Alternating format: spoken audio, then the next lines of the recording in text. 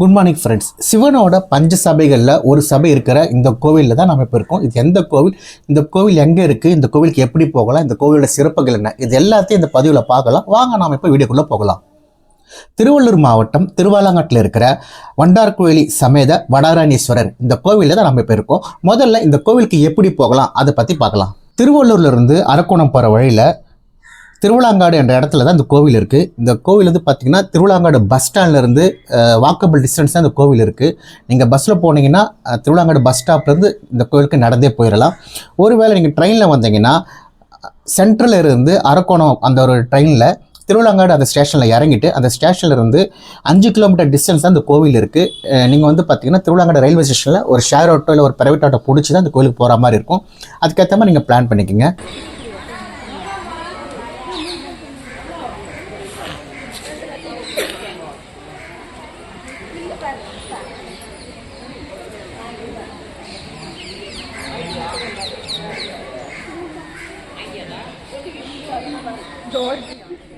இந்த கோவிலோட அமைப்பு எப்படி இருக்குன்னா, வெளிப்பிரகாரம் உள்பிரகாரம்னு சொல்லி 2 பிரகாரம் அந்த அமைப்பில் இருக்கும்.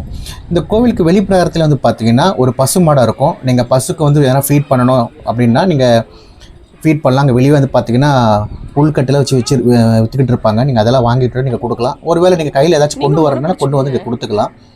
இவங்க பசுமடை வந்து வச்சு மெயின்டைன் பண்ணிகிட்டு இருக்காங்க. இது வந்து கோவிலோட வெளிப்புறத்துலேயே இருக்குது. அது மட்டும் இல்லாமல் கோவிலோட கொடிமரமும் சரி பலிப்பீடமும் சரி அது வந்து பார்த்திங்கன்னா இந்த வெளிப்பிரகாரத்தில் தான் இருக்குது. காரைக்கால் அம்மையார் வந்து பார்த்திங்கன்னா சிவனை பார்க்க, சிவனோட ஊத்து தாண்டத்தை பார்க்க வந்து பார்த்திங்கன்னா தலைகீழாவே நடந்து வந்தாங்க. அதாவது கைகளாலேயே நடந்து வந்தாங்க. அது தக்கோலம், இந்த ஊருக்கு பக்கத்தில் தக்கோலன்னு ஒன்று இருக்குது. அது வழியாக தான் வந்தாங்க அவங்க. காரைக்காலிருந்து அந்த அம்மையார் வந்து தலைகீழாவே நடந்து வந்தாங்க. அது சித்தரிக்கும் விதமாக தான் அந்த சிற்பங்கள் வடிவமைச்சிருக்காங்க.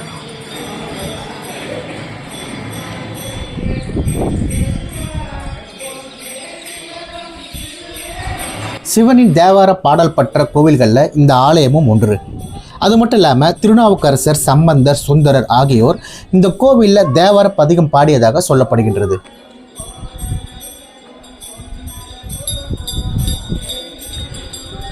மார்கழி மாதத்தில் வர திருவாதிரை இங்கே ரொம்பவே சிறப்புங்க. இந்த சமயத்தில் இந்த கோவிலில் திருவிழா வந்து ரொம்ப விமர்சையாக நடக்கும். அதை தவிர சிவனுக்குரிய அனைத்து விசேஷங்களுமே இங்கே சிறந்த முறையில் கொண்டாடப்படுகின்றது. இந்த கோவிலோட கார் பார்க்கிங் வந்து பார்த்திங்கன்னா நான் வீடியோவில் ஃபஸ்ட்டே சொல்ல மறந்துட்டேன். இந்த கோவில் வந்து கார் பார்க்கிங் எப்படி இருக்குன்னா, இந்த கோவில் ஒரு வில்லேஜுக்குள்ளேயே இருக்கிறதால கார் பார்க்கிங் வந்து பார்த்திங்கன்னா எந்த பிரச்சனையுமே இல்லை. கோவிலை அந்த மதில் சோறு அந்த இடத்துல வந்து பார்த்திங்கன்னா நம்ம காரை வந்து பார்க் பண்ணிக்கலாம். ரொம்ப விசேஷமான நாட்களில் மட்டும் கொஞ்சம் பார்க்கிங் வந்து கொஞ்சம் கஷ்டமாக இருக்கும். ஆனால் இருந்தாலுமே கொஞ்சம் பக்கத்தில், கோவிலுக்கு பக்கத்துலேயே நம்ம காரை பார்க் பண்ணிக்கலாம். ஃப்ரீ கார் பார்க்கிங் தான். இந்த கோவில் வந்து பார்த்திங்கன்னா காலையில் 6 மணிலேருந்து மதியம் 12:30 மணி வரைக்கும், அதுக்கப்புறமா ஈவினிங் 4:30 மணிலேருந்து 8:30 மணி வரைக்கும் நடை திறந்திருக்கும். இந்த கோவிலோட தலை விருட்சம் வந்து பார்த்திங்கன்னா பலாமரமும் அது மட்டும் இல்லாமல் ஆலமரம். இப்போ நம்ம பார்த்துட்டு இருக்குதான் இந்த கோவிலோட தலை விருட்சம் ஆலமரம். இந்த கோவிலோட ஒரு தனித்துவமான ஒரு சிறப்பு என்னென்னா, இதுதான் இந்த கோவிலோட தலை விருட்சம். அந்த தலை விருட்சம் ஆலமரத்துக்கு முன்னாடி சின்னதாக ஒரு சிவன் வச்சு அதுக்கு ஒரு நந்தி தேவரை வச்சு சூப்பராக வச்சுருப்பாங்க. நிறைய கோவிலில் இந்த மாதிரி ஒரு அமைப்பு இருக்காது.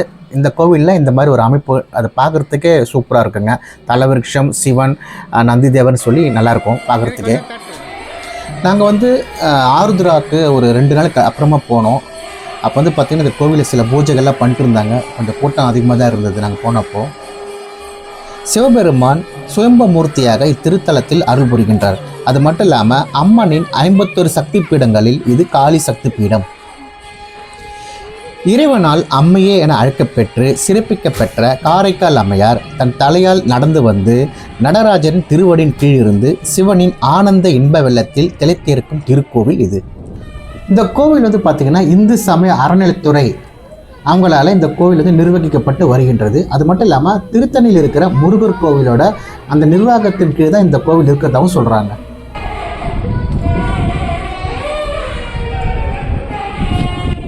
சிவபெருமான் நடராஜராக தோன்றி 5 இடங்களில் தாண்டவம் ஆடியிருக்காருங்க. இவர் நடனம் புரிந்த அந்த சபைகளுக்கெல்லாம் ஒவ்வொரு பேரும் வச்சுருக்காங்க. இது என்னென்ன சபைன்னு சொல்லி டீட்டெயிலாக நம்ம பார்க்கலாம். முதல்ல வந்து பார்த்திங்கன்னா ரத்தின சபை, அது இந்த கோவிலில் தாங்க இருக்குது. இந்த கோவிலில் இருக்கிற சபைக்கு வந்து பார்த்திங்கன்னா ரத்தின சபைன்னு பேர். சிவன் இந்த இடத்துல ஆடிய தாண்டவத்துக்கு பேர் வந்து பார்த்திங்கன்னா ஊர்த்துவ தாண்டவம். இது எந்த நிலையை குறிக்குதுன்னா அருள் புரிதல் நிலை, அந்த நிலையை தான் இது குறிக்குது. ரெண்டாவதாக சிதம்பரத்தில் இருக்கிற நடராஜர் கோவிலுங்க. இங்கே இருக்கிற சபைக்கு பொற்சபைன்னு பேர். சிவன் இந்த இடத்துல ஆடிய தாண்டவத்திற்கு ஆனந்த தாண்டவம்னு பேர். இது எதை குறிக்குதுன்னா ஐந்தொழில் அப்படின்றத குறிக்குது. மூன்றாவதாக வந்து பார்த்திங்கன்னா மதுரையில் இருக்கிற மீனாட்சி அம்மன் டெம்பிள். இங்கே இருக்கிறது வந்து பார்த்திங்கன்னா வெள்ளி சபை. இந்த இடத்துல சிவன் ஆடிய தாண்டவத்துக்கு சந்தியா தாண்டவம் அப்படின்னு பேர். இது காத்தல் நிலை குறிக்கிறதா சொல்கிறாங்க. நான்காவதாக வந்து பார்த்திங்கன்னா திருநெல்வேலி இருக்கிற நெல்லையப்பர் கோவில். இந்த கோவிலில் இருக்கிற சபைக்கு தாமிர சபை அப்படின்னு பேர். இந்த இடத்துல சிவன் ஆடிய தாண்டவத்துக்கு வந்து பார்த்திங்கன்னா முனி தாண்டவம் அப்படின்னு பேர். இது எந்த நிலை குறிக்குதுன்னா படைத்தல் நிலை, அந்த நிலையை தான் இது குறிக்குதான். கடைசியாக வந்து பார்த்திங்கன்னா குற்றாலத்தில் இருக்கிற குற்றாலநாதர் டெம்பிள் தாங்க. இந்த கோவிலில் இருக்கிற சபைக்கு சித்திரை சபை அப்படின்னு பேர். சிவன் இந்த இடத்துல ஆடிய தாண்டவத்துக்கு வந்து பார்த்திங்கன்னா திரிபுர தாண்டவம் அப்படின்னு பேர். இது எந்த நிலையை குறிக்குதுன்னா மறைத்தல், அந்த நிலையை வந்து இது குறிக்குதா சொல்கிறாங்க. சிவன் வந்து நடராஜராக தோன்றி வந்து பார்த்தீங்கன்னா இந்த 5 இடங்களில் தாண்டவம் ஆடி இருக்காருங்க. சிவன் நடனம் புரிந்த இந்த 5 சபைகளுமே வந்து பார்த்தீங்கன்னா 5 அம்பலங்கள் அப்படின்னும் சொல்லுவாங்க. நீங்கள் மறக்காமல் நம்ம சேனலை சப்ஸ்கிரைப் பண்ணுங்கள், ஷேர் பண்ணுங்கள், கமெண்ட் பண்ணுங்கள். அப்படியே பக்கத்தில் இருக்க பெல் ஐக்கனை ப்ரெஸ் பண்ணுங்கள். அப்போ தான் நம்ம போகிற வீடியோ உங்களுக்கு நோட்டிஃபிகேஷனில் வரும்.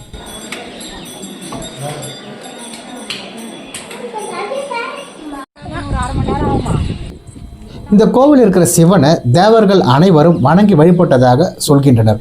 இதனால தான் இந்த கோவில் இருக்கிற சிவனுக்கு தேவர் சிங்க பெருமான் அப்படின்னு இன்னொரு பேர் இருக்குது. சிவபெருமான் வந்து ஊர்த்துவ தாண்டவம் ஆடிய திருத்தலம் அப்படின்றதால நடன கலைகளை தேர்ச்சி பெற விரும்புபவர்கள் இந்த கோவிலில் வந்து வணங்கி வழிபட பிரார்த்தனை நிறைவேறும் என்பது பக்தர்களின் நம்பிக்கை. அது மட்டும் இல்லாமல் கணவன் மனைவிக்கு இடையே ஒற்றுமை பலப்படுத்தவும் இங்கே வந்து வணங்குகின்றனர். தேவர்கள் மட்டும் இல்லைங்க, முருகர், லக்ஷ்மி தாயார், திருமூலர் ஆகியோரும் இத்தலத்து இறைவனை வணங்கி வழிபட்டதாக சொல்லப்படுகின்றது.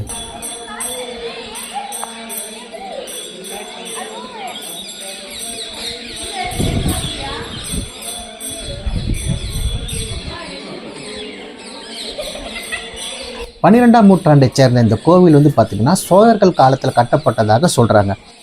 அது மட்டும் இல்லாமல் ஒரு தாமரைப்பூ விரிஞ்சா எப்படி இருக்குமோ அந்த அமைப்பில் அந்த விரிஞ்ச அமைப்புக்கு மேலே வந்து இந்த கோவிலோட தேர் இருக்குங்க. இந்த தேருக்கு வந்து பார்த்திங்கன்னா கமலத்தேர்னு பேர். இந்த தேரை பார்க்குறதுக்கே சூப்பராக வேறு லெவலில் இருக்கும். ஆருத்ராவின் போது இந்த கோவிலில் இருக்கிற நடராஜர் மண்டபம், அதாவது ரத்தின சபையில் இருக்கிற நடராஜருக்கு சிறப்பு அபிஷேகம் நடக்கும். அப்போ வந்து பார்த்திங்கன்னா ரொம்ப கூட்டமாக இருக்கும். இது இந்த கோவிலில் நடக்கிற மிகப்பெரிய திருவிழா. சிவபெருமான் நடராஜராக தோன்றி 5 இடங்களில் தாண்டவம் ஆடியிருக்காருன்னு சொல்லியிருந்தேன். அவர் ஆடி அந்த ஒவ்வொரு நடனத்துக்கும் ஒவ்வொரு தாண்டவத்துக்கும் பின்னாடி வந்து பார்த்திங்கன்னா ஒரு இன்ட்ரெஸ்டிங்கான ஒரு ஸ்டோரி இருக்கும். அது வந்து பார்த்திங்கன்னா அந்த ஸ்டோரியை அந்த கோவிலுக்கு நம்ம போகிறப்போ, அந்த கோவிலோட வீடியோ போகிறப்போ அதை நம்ம பார்க்கலாம். காரைக்கால் அம்மையார் இந்த கோவிலுக்கு வந்து மூத்த திருப்பதிகம் பாடியதாக சொல்லப்படுகின்றது. இந்த கோவிலில் மூலவரான வடாரணேஸ்வரர் கிழக்கு திசையை நோக்கியும் அம்பாள் வண்டார்குழலி தாயார் தெற்கு திசையை நோக்கியும் அருள் புரிகின்றனர். 5 அடுக்கு கொண்ட கோவில் ராஜகோபுரம் கிழக்கு திசையை நோக்கி அமைந்துள்ளது.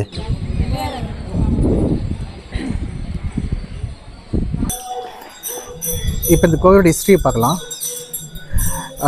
ஃபஸ்ட்டு வந்து பார்த்திங்கன்னா முன்னொரு காலத்தில் இந்த இடமே வந்து பார்த்திங்கன்னா ஆலமரம் காடுகள் இருந்த ஒரு வனமாக தான் இருந்த இடம். இந்த இடத்துல வந்து பார்த்திங்கன்னா சும்பன் நிசும்பன் சொல்லி 2 அரக்கர்கள் என்ன பண்ணாங்களாம், இங்கிருந்த மக்களையும் தேவர்களையும் ரொம்பவே துன்புறுத்தினாங்களாம். இதனால் தேவர்கள் எல்லாரும் பார்வதி தேவி கிட்ட போய் முறையிட பார்வதி தேவி வந்து ஒரு காளியை உருவாக்குனாங்க. ஒரு காளியை உருவாக்கி இந்த அசுரர்களை வந்து அழிக்க வந்து அனுப்புனாங்க. அந்த காளி தேவி என்ன பண்ணாங்களாம், இங்கே வந்து இந்த 2 அசுரர்களையும் கொன்று அவங்களோட படைகளையும் கொன்று அவங்களோட ரத்தத்தெல்லாம் குடிச்சிட்டாங்களாம். அதனால் அந்த அசுரர்களை அழிச்ச உடனே அந்த காளி தேவிக்கு வந்து பார்த்திங்கன்னா ரொம்ப உக்கிரமாயிட்டாங்களாம். அதால் இங்கிருந்த மக்களை வந்து காளி தேவி வந்து துன்புறுத்த ஆரம்பித்தாங்களாம். இதனால் இங்கிருந்த மூஞ்சிகேச கார்கோடக முனிவர் என்ன பண்ணாரா, சிவன்கிட்ட போய் முறையிட்டாராம். சிவன் வந்து ஒரு கோரக்க ஒரு வடிவம் எடுத்து இங்கே காளி தேவி முன்னாடி வந்து நின்னாராம். அவங்க பார்த்து காளி தேவி வந்து என் கூட நீ நடனம் ஆடி ஜெயிச்சுன்னா நான் வந்து நீ சொல்கிறத கேட்குறேன் அப்படின்னாங்களாம். அதுக்கப்புறம் 2 பேருமே நடனம் ஆடினாங்களாம். காளி தேவியும் சிவனுக்கு ஈடாக நல்லா ஆடினாங்களாம். அதுக்கப்புறம் ஒரு கட்டத்தில் சிவன் என்ன பண்ணாரா, தன்னோட காதில் இருக்கிற கம்மலை கீழே எடுத்துகிட்டு அதை தன்னோட இடது கால் கட்டை விரலால் எடுத்து மறுபடியும் மாட்டினாராம். இதை பார்த்து காளிதேவி வந்து இந்த மாதிரி என்னால் கட்டாயமாக பண்ண முடியாதுன்னு சொல்லிவிட்டு நீங்கள் தான் வின் பண்ணிட்டு நீங்கள் தான் ஜெயிச்சிங்க, நீங்கள் என்ன சொன்னாலும் நான் கேட்குறேன் அப்படின்னாராம். அதனால் சிவன் என்ன சொன்னாராம், உனக்கு சமமாக ஆடக்கூடியவர் நான் மட்டும்தான் இந்த உலகத்தில்.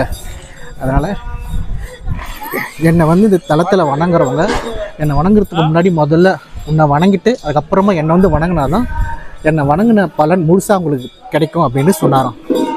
அதனால தான் இந்த கோவிலுக்கு பக்கத்துலேயே வந்து பார்த்திங்கன்னா காளிதேவிக்கு ஒரு தனியாக ஒரு தனி கோவில் இருக்குது. அந்த கோவில் வந்து நான் உங்களுக்கு காட்டுறேன். இதுக்கப்புறமா அந்த கோவில் வந்து அங்கே நம்ம போயிருக்கோம். ஃபஸ்ட்டு அந்த கோவில் தான் போயிட்டு வந்தோம். அந்த கோவில் நான் காட்டுறேன் உங்களுக்கு. இதுதான் அந்த கோவிலோட ஹிஸ்ட்ரி. இதுதான் பத்ரகாளி அம்மன் கோவில், திருவிழாங்காட்டில் இருக்கிற பத்ரகாளி அம்மன் கோவில். இந்த கோவிலுக்கு போயிட்டு தான் சிவன் கோவிலுக்கு போகணுன்னு சொல்லி ஒரு ஐதீகம். இந்த கோவிலுக்கு பக்கத்தில் வந்து பார்த்திங்கன்னா குளம் இருக்கும், தெப்ப குளம். இந்த தீர்த்தத்துக்கு முத்தி தீர்த்தம் அப்படின்னு சொல்கிறாங்க.